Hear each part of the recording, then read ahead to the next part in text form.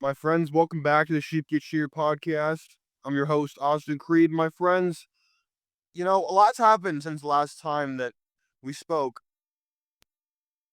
I actually, I'll give you all a little life update while talking about what I want to talk about because they're all tied in together. It's all part and parcel of the same cabal. It's all connected because our life, when I think about it, our entire lives are connected. We like to tune into certain people, listen to politics. We like to tune into certain people, listen to comedy.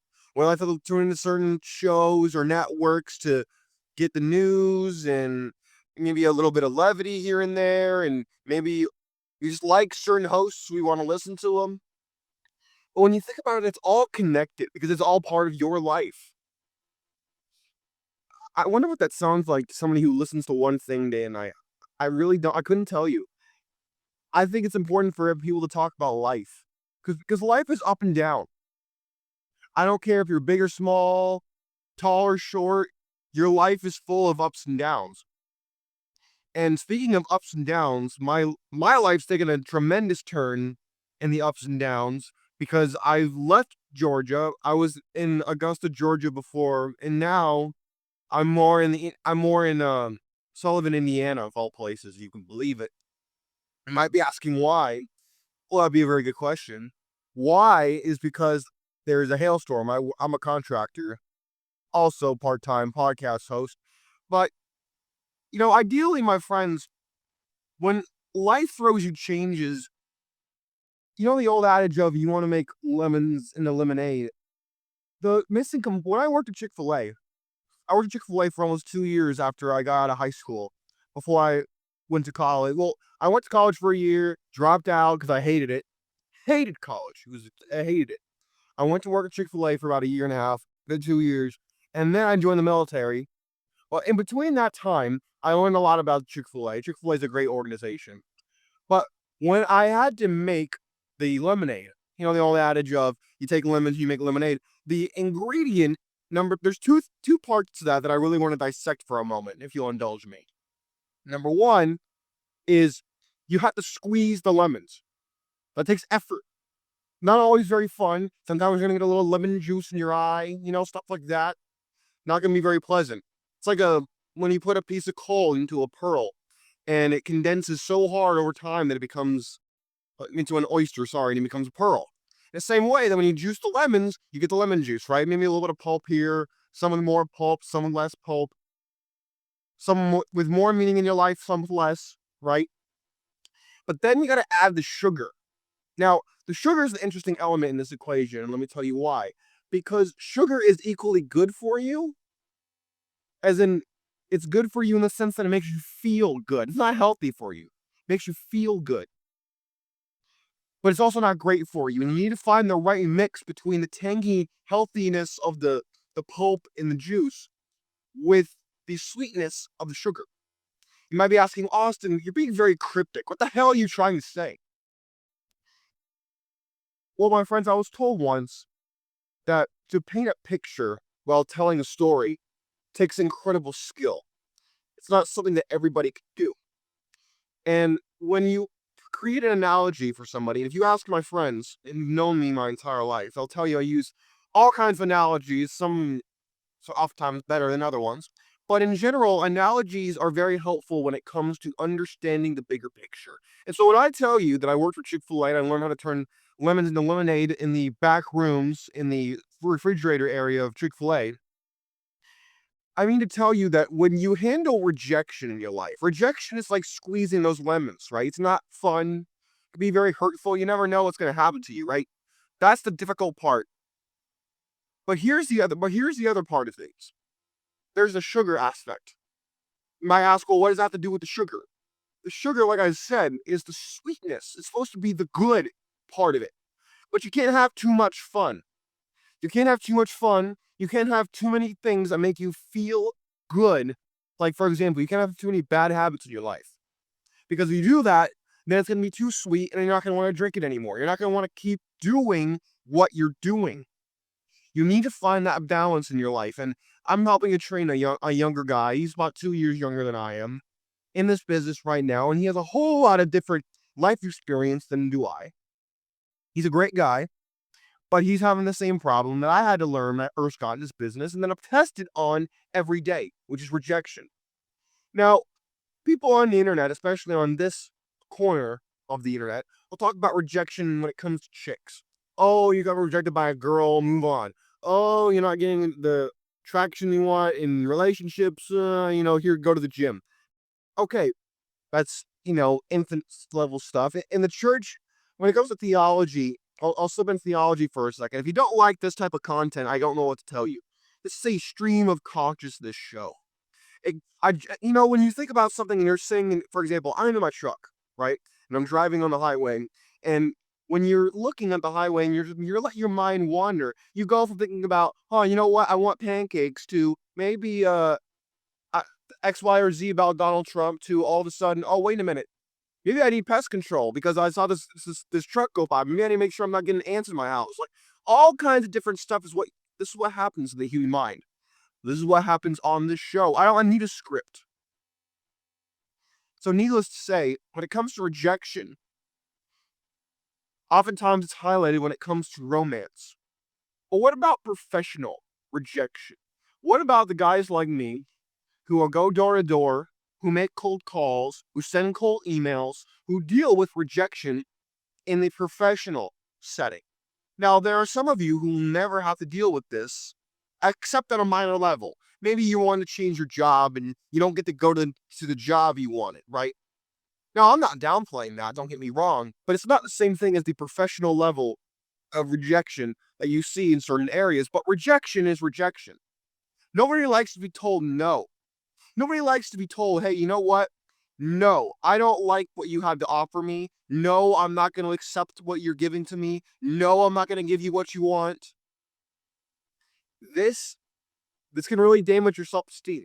It can really put you in a dark place if you're not careful. I don't care if it's with romance, with professional, with personal. I don't care how it is. It can affect you and it will and I mean only if, you do not allow yourself to be taken advantage of. If you allow yourself to be taken advantage of and you don't have boundaries, you don't have the ability to say, wait a minute, hold on a second. I am not going to let this person or let this company or let anybody else dictate to me that I am worth X, Y, or Z. You can't allow, if you do that, you will have low self-esteem and you will not be able to build yourself back up. You will not be able to recover. And I don't want you to be going on looking like a cardiac arrest patient with your mood day and night, thinking to yourself, oh, I feel great right now, and all of a sudden, wow, I can't stand living anymore. And then the next day, you're like, wow, I feel great again, or maybe I feel average today. I don't want you to have those problems, because if you have those problems, your life is going to be, every day is going to feel like a week, and every week's going to feel like a month, and before you know it, you're aging 10 years in 1 year. And you're not going to have that stability that all men crave. Let's not beat around the bush.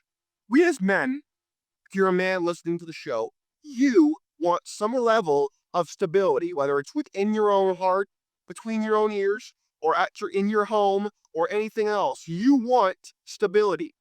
You don't want people to be coming in and out of your life. You don't want to be feeling like you're up here, down here, all over the place, bouncing off the walls. You don't want that.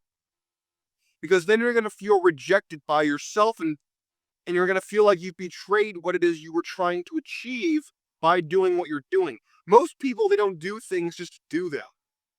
We're not robots. Well, some people might act like bots, but they have dreams, they have hopes, they have desires, they have things they want to do and achieve in life. And you can't get there if you don't have conviction. If you can't handle rejection, I don't care if it's from a hot girl at a bar or from a homeowner, whether it's you do what I do, which is contracting, or you're a business to business salesman with a product and they tell you no, be any number of things. You're trying to get a promotion, the boss says no. You're trying to switch jobs to another company, they say no. The word no is very powerful when it comes to our personal lives as well as professional. Because in our professional lives, people very rarely want to be told no. It takes power to be told no. Because naturally we want to say yes. Naturally we want to give people what they want. We want people to be happy. We want people to be pleasant with us. We risk all those things by being told no or by saying no. And my friends, the sale begins when the customer says no.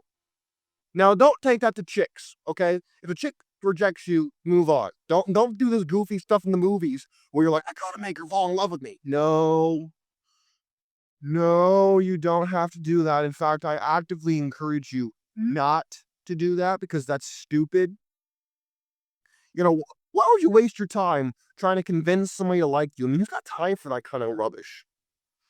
I guess if you're a teenager and you're in high school or whatever, you might think you have the time to do that. My friend, don't do it. Don't waste your time. You know how many girls there are out here? As someone who travels around state to state, city to city, let me tell you, there are a lot of women out here. A lot of different ones.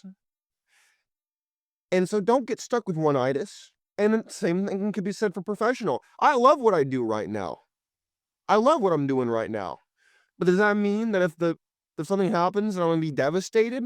No, it means I'm gonna just have to move on to the next thing. Until I can do my podcast full time like I'm doing right now, I gotta find a way to make ends meet. I gotta find a way to put food on my table. So until then, I'm gonna keep finding ways to make money and keep finding ways to add value to people's lives because that is how you win in life, in my opinion. You have to add value. You have to provide a service or a product that people want and need. Speaking of needs, I need these bikers to stop being annoying assholes. You're more in the Midwest or the South when you get these biker gangs who look like they're straight out of you probably hear them in the background.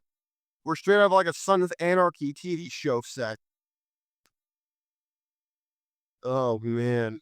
Every time I see a little unit of like bikers like this, all I think about is the South Park episode where they changed the meaning of fag to annoying a-hole Harley riders. Every time I see a group of these people, of these schmucks drive by, every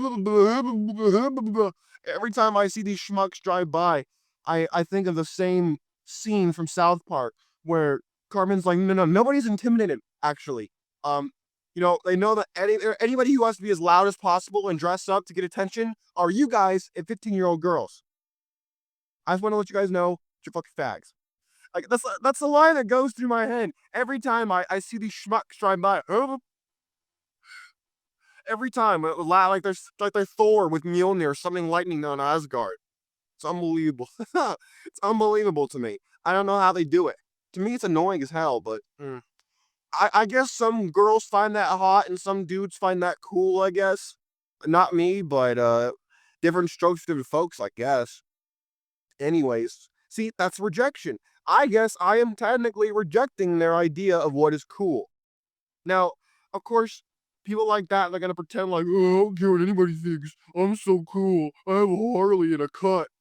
They're gonna pretend like they don't care. But a lot of times people will pretend like they don't care when they very much do. It affects them more than you actually think it does. And that's what I'm trying to get at. It's easy to not be affected when like showing it. But oftentimes yes, you listening to the show, you can get hurt psychologically if you feel this level of rejection. But it's just funny to me. Now these dudes are next to me. It's so funny. I don't get why people think this is cool. I think it's lame. But I guess it's neither here nor there. But it is what it is, I suppose. Like, is it like the sound? People get off on the sound of the bikes. Is that what it is? And of course, they're such assholes that they can't even wear it. Like they can't even they gotta have their music be as loud as humanly possible on the bike, as opposed to using like a earpiece or something. Oh my god! You guys hear this, right? I'll probably muffle most of it out. Y'all can hear this crap, right? God, I need Carmen here to I need Carmen right now. This is unbelievable. Anyways, my friends, I'm about to get to my destination. I got to offload some of my equipment into a new place I'm trying to move into before I get back to hit the streets again to try to get some people some help when it comes to roof repair. But my friends, rejection will come and find you. I don't care what avenue of your life it is, but don't let it drag you down. Don't let it affect you to the extent that you don't want to be motivated. You don't want to achieve things anymore. Don't let it get you to that point. Use it as a means to better yourself. Don't let it drag you down and affect who you are and what your goals are. If any time that ever happens to you, I want you to think of a scene in your head the way I do with mine. And no, it's not the Cartman one. There's a scene from Lion King where Mufasa's voice comes from the clouds and he's talking to Simba. Simba's in a dark place. He's questioning his life. He doesn't know what he needs to do. And he hears his father's voice from the clouds. And he says, "Remember who you are." I need you to play that on repeat every time you question yourself and your motivation for what you're doing in your life. Remember who you are and why you've set on the path you're on to achieve the things you must, not want to, but must achieve. Do that for me. Let me know how it works for you because it works wonderfully for me. My friends, take care of yourselves. I look forward to hearing more about how y'all are doing as you hear about the changes in my life, and you'll continue to hear more because my life is incredibly busy. But I'll upload as much as I possibly can. My friends, take care of yourselves, and I'm out of here. Peace.